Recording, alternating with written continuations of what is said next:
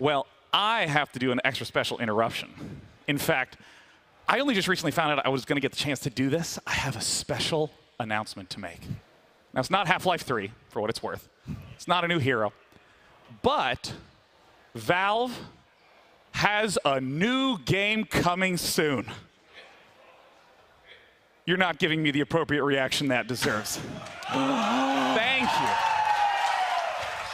This is not an extra game mode. This is not even a game like CSGO that's based on Counter-Strike or Dota 2 that was based on Dota 1. This is a game that is an entirely new beast unto its own. Let's take a look at a teaser for Valve's upcoming new game, Artifact.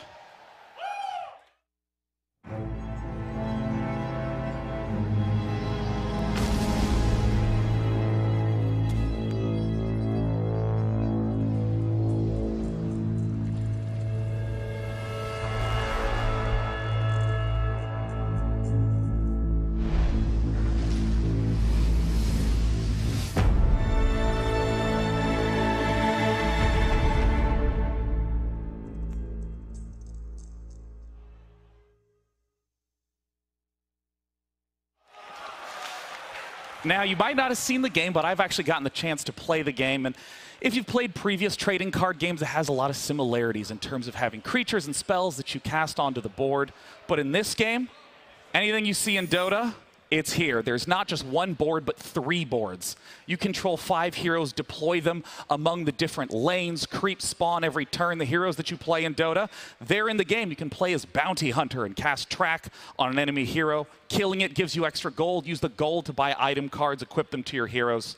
And I gotta say, it's a really cool experience because you really feel like the commander who's allocating all their various resources among this entire huge battlefield, moving from lane to lane. I don't know if you guys have any questions to ask. Valve basically told me, we're going to run the teaser. Sean, feel free to say whatever you want. So at this point, I'll say whatever I want. What do you guys want to know? I think this sounds amazing as a whole, just because I think there's so many people that like Dota, but they don't have time to play Dota, or they get frustrated, or they don't have any friends that play Dota with them because everyone else is doing everything else, or they only watch tournaments. And I think this is a great outlet for them to enjoy Dota without dealing with the stress that comes with playing with Dota. I will say it's a very different experience than playing Dota, of course. I mean, there's all the mechanics of like last hitting, timing, real time, all that sort of aspects. But I mean, in this game, there's a lot of really interesting cards and behaviors. Like there's these improvement cards where you can actually cast spells on the varying lanes and they continue to upkeep every single turn. So you can wind up, like I played a game where I was honestly getting my ass kicked in 2 of the lanes, but I just kept building more barracks in the 3rd, flooding my opponent with creeps.